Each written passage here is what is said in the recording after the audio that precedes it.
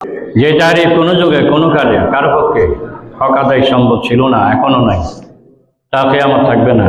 আল্লাহ এত বেশি তারিফের যোগ্য, এত বেশি প্রশংসার হকদার, কোনো গোলামের পক্ষে এটার হক আদায় করা সম্ভব নয়। তারপরও নিজের ইতমিনানে কলবের জন্য, আত্মপ্রশান্তির জন্য, নিজেকে নিজে বুঝ দেওয়ার জন্য এতটা বলা যে আলহামদুলিল্লাহ, সমস্ত প্রশংসাকার নবী আখির জামান সৈয়দুল মুরসালিন জনাবে মুহাম্মদ রাসূলুল্লাহ সাল্লাল্লাহু আলাইহি ওয়াসাল্লামের রওজায়ে তাহরে অতি সামান্য সময় নগণ্য দুরূদ এবং সালাম প্রেরণের পর সারা দুনিয়ার সমস্ত ঈমানদার বান্দাবান্দি যারা ইতিমধ্যে কালেমা ছেড়ে দুনিয়া থেকে বিদায় হয়ে আখিরাতের মেহমান হয়ে গেছেন, আমরা তাদের সকলের জন্য মহান মুনিবের দরবারে শুকরিয়া কামনা করছি, মাগফিরাত কামনা করছি। আল্লাহুম্মা আমিন। যারা ঈমানের সাথে যেতে পারছেন তাদের জন্য শুকরিয়া বটে, কিন্তু যাদের বদনসিব হয়েছে তাদের তো কিছু করার নাই। খোদা আল্লাহর পয়গম্বর যারা যে দোয়া করেন ওই দোয়া আল্লাহর কাছে গ্রহণযোগ্য হবে না, তাহলে আমার আপনার দোয়ার তো কোনো ভ্যালুই নেই। এই জন্য বালেগ হতে শুরু করে মরণ পর্যন্ত সবসময় একটা ফিকির থাকতে হবে, আমি ইমানের উপরে আছি কিনা, আমার উপরে মুনাফিকি হাল গালেব হচ্ছে কিনা, এই সতর্কতা সবসময় দরকার। আল্লাহ তাআলার আখিরি কালামের প্রতিটা আয়াতে কারিমা তাম দুনিয়ার মানব জাতির জন্য যে যেভাবে নিবে তার জন্য শিক্ষা এবং সবক। আজকে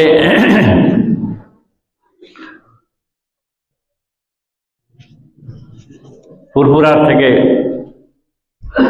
প্রচারিত খুতবার জমাদিয়া সানির আয়াতে কারিমা হচ্ছে, হে দুনিয়ার মানুষেরা, ইয়া আইয়ুহাল্লাযীনা আমানু, হে ঈমানদাররা, তথা আমরা আপনারা আলহামদুলিল্লাহ আমানু বলে যতগুলো ডাক দিয়েছেন সবগুলো ডাক আমাদেরকে দিয়েছেন। আর ইয়া আইয়ুহান নাস বলে যে ডাক দিয়েছেন ওখান থেকেও আমরা বাদ যাই নাই। ওখানে ডাক ছিল মূলত আল্লাহকে বিশ্বাস করার জন্য, আর এই ডাক হচ্ছে ওযু, গোসল, তায়াম্মুম, নামাজ, রোজা, হজ, যাকাত, যখন যা বলা হয়েছে সেগুলো মানার জন্য। এখানে আল্লাহ আমাদেরকে সাবধান করতেছেন, হে ঈমানদারেরা, লা তুলহিকুম আমওয়ালুকুম ওয়ালা আওলাদুকুম, তোমাদের মাল সম্পদ, তোমাদের আওলাদ পর্যন্ত তোমাদেরকে আল্লাহ থেকে গাফেল করে যেন বরবাদ করে না দেয়, ওরা যেন বরবাদির কারণ না হয়। তার মানে কি, ওরা যদি জান্নাতি জিন্দেগি হাসিল করে ওদের থেকে তুমি লাভ পাইবা, ভাগ পাইবা, আর ওদের জাহান্নাম মার্কা হয়ে যায় ওরা তো বরবাদ, তুমি তাদের থেকে কিচ্ছু পাবে না। আমার ওই নেকশন তো আমার কবরে দাঁড়াবে, অন্তত সূরা ফাতিহাটা আমার উদ্দেশ্যে তেলাওয়াত করবে। এই আল্লাহ তাআলা আবার বলতেছেন, ওয়া মান ইয়াফআল যালিকা, যারা এরকম করবে, একেবারে গাফেল থাকবে, বেডার হবে, হইলে হোক না হইলে নাই, আমার কোনো তাম্বি নাই, কোনো তাগাদা নাই, আমার কোনো পেরেশানি নাই। ওয়া মান ইয়াফআল যালিকা, যারা এরকম করবে, ফাউলাইকা হুমুল খাসিরুন, তারা বরবাদের মধ্যে, নোকসানের মধ্যে পড়ে যাবে, যে নোকসানের প্রতিবিধান সম্ভব নয়। আল্লাহ আমাদের সবাইকে হেফাজত করো। 1 থেকে 1.5 লক্ষ মসজিদে বাংলাদেশে খুতবাতুল আহকাম, যেটা আমরা আজকে 40 বছর করে আসছি, সেই খুতবাতুল আহকামের জামাদিয়া সানির আজকের 3য় খুতবা আমরা যেটা আল্লাহর আখিরি কালাম থেকে পাচ্ছি, সেটা সূরা মুলকের, যেটা জানাজারকে সামনে রেখে আমরা প্রায় সময় বলে থাকি,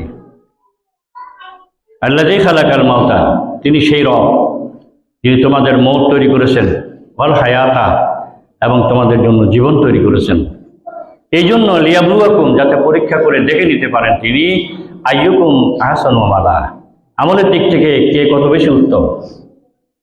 ওয়া হুয়াল আজিজুল গফুর, তিনি সর্বময় মার্জনাকারী, সর্বময় ক্ষমতার অধিকারী। ওখানে বলা হচ্ছে আমার মাল সম্পদ, আমার আওলাদ ফলের জন্য আমাকে আল্লাহ থেকে গাফেল করে বরবাদ করে না দেয়। আর এখানে বলা হচ্ছে আমাকে আল্লাহ যে জীবন দিয়েছে সেটা এই জন্য দেওয়া হয়েছে যাতে আমি আমল করে আল্লাহ তাবারক ওয়া তাআলার সন্তুষ্টি এবং রেজামন্দি হাসিল করতে পারি। কিভাবে?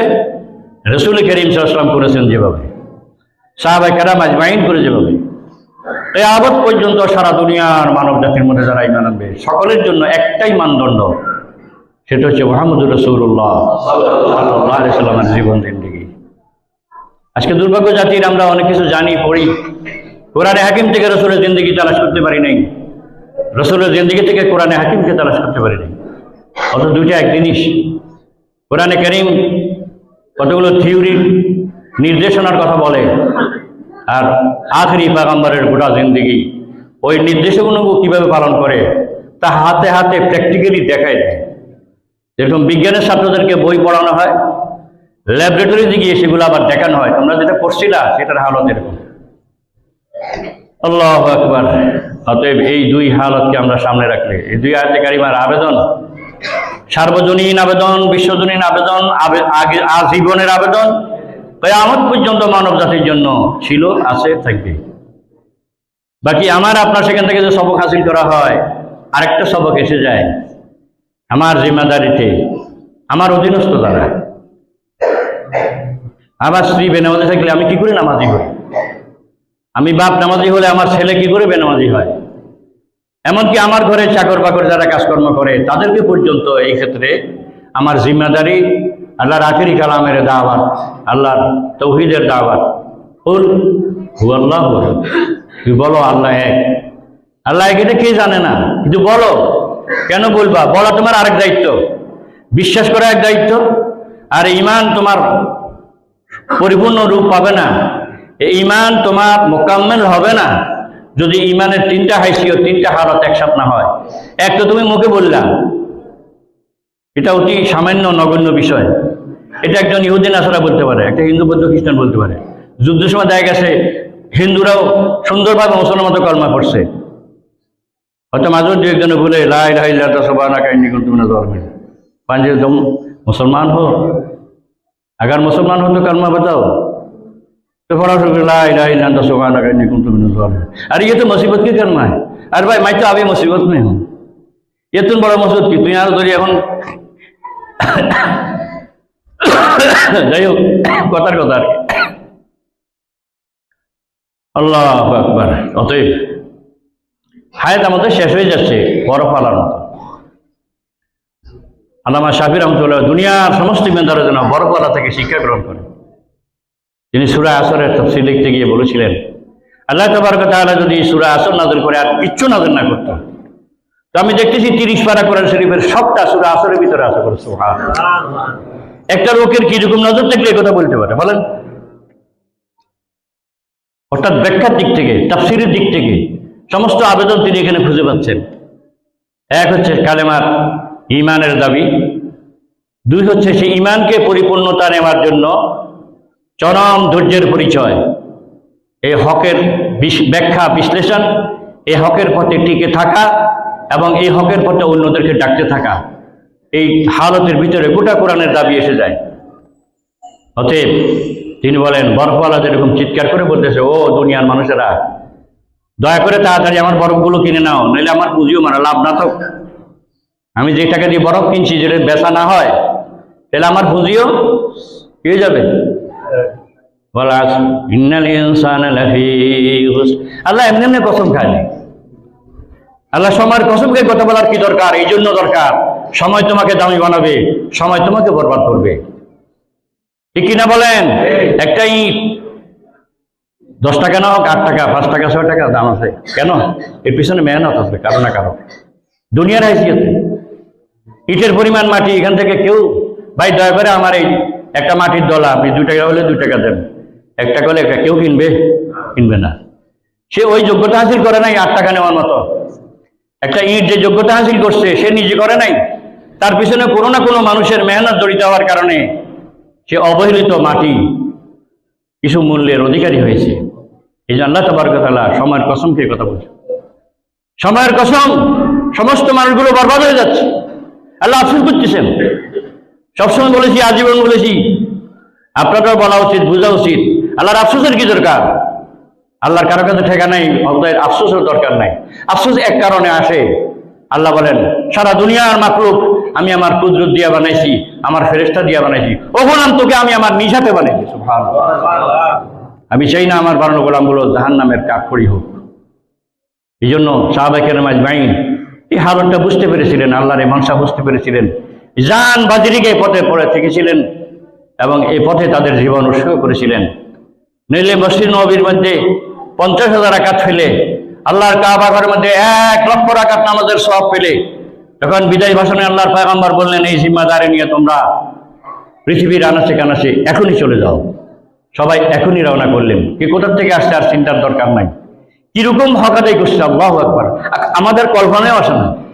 সমস্ত বাড়িঘর ছেড়ে, ছেলে মেয়ে ফেলে, বউ বাচ্চা পরিবার পরিজন ছেড়ে যে যে হালতে ছিল ওই হালতে বাইরে গেছে। এবং এই বাইরে হয়ে যাওয়ার কেউ 2-4-5-700 জন হয়তো ফেরত আসছে, আকসার ফেরত আসে নাই। সারা দুনিয়ার বিভিন্ন জায়গায় তাদের কবর। কেন? 20 বছর, 30 বছর, 50 বছর পর এরপর তাদের সেখানে থাকা হয়ে গেছে। অতএব আমরা তো এত সারা দুনিয়া সফর করি নাই। আমি আমার আত্রাফে থাকি, আমার এলাকায় থেকে, আমার বউ বাচ্চার সাথে থেকে আমি আল্লাহর গোলামের পরিচয় দিতে পারি নাই। আমি কোন পোড়া পাই না। আল্লাহ সুবহানাহু ওয়া তাআলা বলেন তোমার হায়াতকে কাজে লাগাও। আর আল্লাহ তাআলা এখানে সময়ের কসম করে বলতেন দুনিয়ার সমস্ত মানুষ বরবাদ হয়ে যাবে। ইল্লাল্লাযীনা আমানু ওয়া আমিলুস সলিহাত, না সবাই বরবাদ নয়। যারা ঈমান এনেছে, ঈমানের উপরে টিকে থেকে আমলে সালেহের মধ্যে লেগে গেছে, আমার আল্লাহ বলেন এরা তাদেরকে হেফাজত করেছে, আমি আল্লাহ তাদের হেফাজতের জিম্মাদার হয়েছি। সুবহানাল্লাহ। এই পথ পিচ্ছিল, এই পথ কঠিন। এই পথে যারা হাঁটবে নিজেরা সোনায় পরিণত হবে আর দেশ জাতিকে সোনা উপর দিতে পারবে। সাহাবায়ে কেরাম তার উজ্জ্বল দৃষ্টান্ত। গত 25 দিনের পত্রিকা, আমি গত 20-25 দিনের ভিতরে বাংলাদেশের কোনো পেপার পত্রিকা পড়ার, রেডিও টেলিভিশন খবর শোনার, ফেসবুক দেখার কোনো সুযোগ আমার হয় নাই।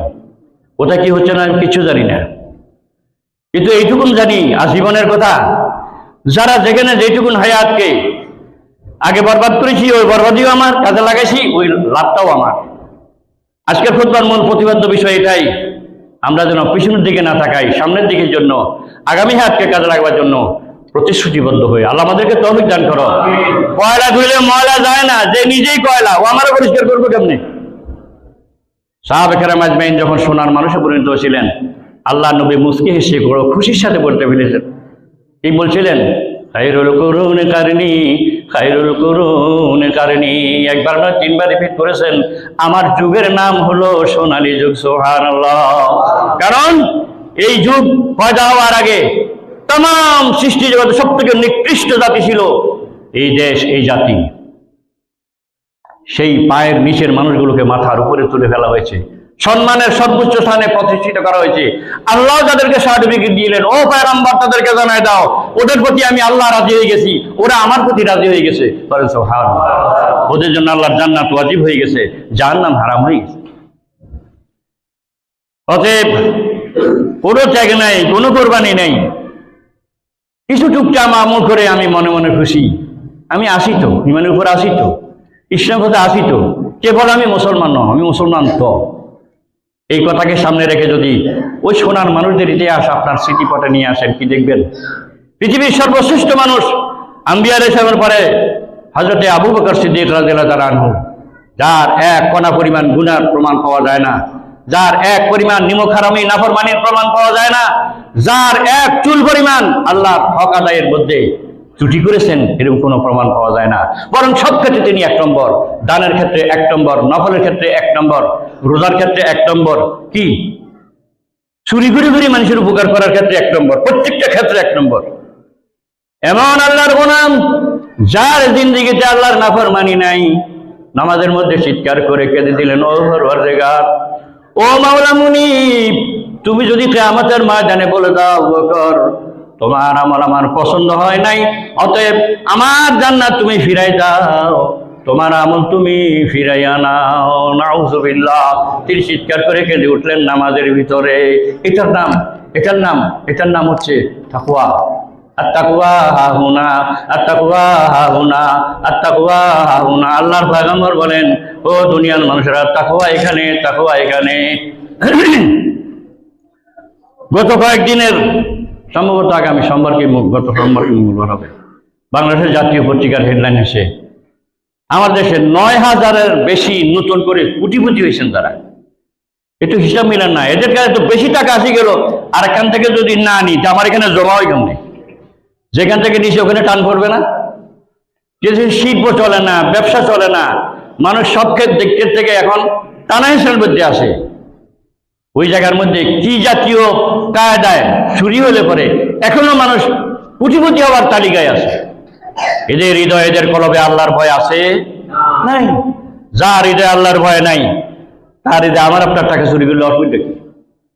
আল্লাহ তাবারক ওয়া তাআলা এর জন্য বলছেন, তুমি তোমার জিন্দেগির দিকে তাকাও, তোমাকে তোমার আয়নার সামনে দাঁড় করাও, আর তোমার হিসাব তুমি নাও। আমিরুল মুমিনিন হযরত ওমর রাদিয়াল্লাহু আনহু প্রতিদিন ঘুমানোর আগে তুমি তোমার হিসাবটা মিলাই ঘুমাও। হজরের পর আল্লাহর দেওয়া বিছানা থেকে উঠছিলা, দুনিয়া বিচরণ করে এখন বিছানায় রাত কাটাবার জন্য আবার আসছো। দু চোখ বুলানোর আগে একটু হিসাবটা মিলাও। জোহর কোথায়, আসর কোথায়, মাগরিব কোথায়, এশা কোথায়, এর মাঝখানের সময়গুলো কোথায়, এর মধ্যে কার কি পরিমাণ উপকার হয়েছে, কার কি পরিমাণ ক্ষতি হয়েছে। আল্লাহ তাবারক ওয়া তাআলা সমস্ত সাহাবে কেরাম ঘুমানোর আগে এই হিসাব মিলাইছেন। আর মিলাইছেন বলে ডর আসছে, আর ডর আসছে বলে চুরি করি নাই, আর চুরি করি নাই বলেই একটা পর্যায়ে আল্লাহ তাবারক ওয়া তাআলাকে উন্নীত করেছেন। ঠিক কিনা বলেন? অতএব আমি আপনিও কেন মাজা কষা করলে আমার বিরুদ্ধে যে জিম্মাদারি আর যোগ্যতা আদায়ের সেই তৌফিক আল্লাহ তাবারক ওয়া তাআলা দিবেন, নাহলে আল্লাহ মৃত্যু হয়ে যাবে। আল্লাহ বলেন সাবিকু ইলাল খায়র, তুমি ভালো কাজে দৌড়াও, সেখানে দৌড়াই না, বরং মন্দ কাজের ভিতরে আমরা অনেকে এখনো দৌড়াইতেছি। এই যদি অবস্থা, আপনি আপনার মতো আমি আমার মতো, তো দেশ জাতি গুলাই গেলে আমার কি? অথচ আল্লাহর পয়গম্বর বলেন এই শুধু সোনার বাংলাদেশ নয়, দুনিয়ার যে কোনো জায়গায় কারো মাতৃভূমির 1 ইঞ্চি জায়গায় পাহারাদার জন্য যদি রাতে কিছু সময় সে বিনিদ্র রজনী কাটায়, সে আল্লাহ জমিনে এটা প্রমাণ করলো আমি একটা দেশের প্রতিনিধি, আমি আল্লাহর খলিফা। অতএব জাতীয় সম্পদ রক্ষার জন্য আমি একটা রাতের কিছু অংশ মাত্র আমার চোখে ঘুম থেকে আমি নিবৃত রাখলাম। আল্লাহ তাবারক ওয়া তাআলার পয়গম্বর বলেন 60 বছরের নফল ইবাদতের আমল তার আমল নামে যোগ হয়ে যাবে। এই যদি হয় দেশ মাতৃকার প্রতি আন্তরিকতা আর মহব্বত, এই দেশের মানুষ চুরি করি কেমনি? আমরা না সোনার বাংলার গান গাইছি, যদিও এই গান নিয়ে কারো কারো বিতর্ক আছে, কিন্তু আমি তো বলবো এই গানের ভাষার সাথে রসুলের হাদিসের সাথে মিল আছে। রসুল নিজে জন্মভূমিকে তো মহব্বত করতে বলছেন। আর সোনার বাংলার মধ্যে কি বলা, আমার সোনার বাংলা আমি তোমায় ভালোবাসি। তো আমি তোমার কোথায় চুরি করি, কেমনে ভালোবাসলাম তোমাকে বলেন? আমি আমার যত শক্তি সামর্থ্য আছে সমস্ত শক্তি সামর্থ্য দিয়া আমি জাতীয় সম্পদ চুরি করেছি, আমি ওই জাতীয় শহর। অতএব আমি সোনার বাংলাকে ভালোবাসি। কোন জাতের মৃত্যু হইলে আমি এই গান গাইতে পারি বলেন? এ কথার অর্থ জ্ঞান না গাওয়া, এ কথার অর্থ গানের সাথে আপনার জিন্দগি মিলান। আমিরুল মুমিনিন প্রমাণ করে দিলেন। বহুদিন কথা শুনছেন, তিনি অফিসের কাজ করতেছেন একটা বাতি জ্বালাইয়া, চেরাক জ্বালাইয়া, আর জনক ব্যক্তি তার সাথে ব্যক্তিগত কথা বলতে আসলে বাতি নিবে দিলেন। এটা দেখতেও তো অসুন্দর লাগে। এতক্ষণ অনেক হাম করতে লাগবে, নিয়ে আসেন বাতিকে নিবে দিয়ে করলে হিসেব বলে ভাই আমি তো আমার আল্লাহকে কৈফিয়ত দিতে হবে, এটা তো রাষ্ট্রীয় সম্পদ। আমি যে তেল জ্বালাইতেছি এটা রাষ্ট্রের তেল, আমি রাষ্ট্রের তেল জ্বালাই আপনার সাথে কথা বলতে পারি না, আমার ঘরের তেল জ্বালা আপনার কথা বলতে পারি। সুবহানাল্লাহ বলেন। এই তাকওয়া ফরজগারি যে দেশে যে এলাকায় যার মধ্যে জন্মাবে ওই দেশ উন্নতি না হইলেও হবে, নইলে আল্লাহ মৃত্যু করে যাবে। এই জন্য আল্লাহ ওয়াদা হচ্ছে সূরা নূরের ৫ নম্বর আয়াত, ওয়াদাল্লাহুল্লাযীনা আমানু মিনকুম ওয়া আমিলুস সালিহাত লা ইস্তাকলিফান্নাহুম ফিল আরদ।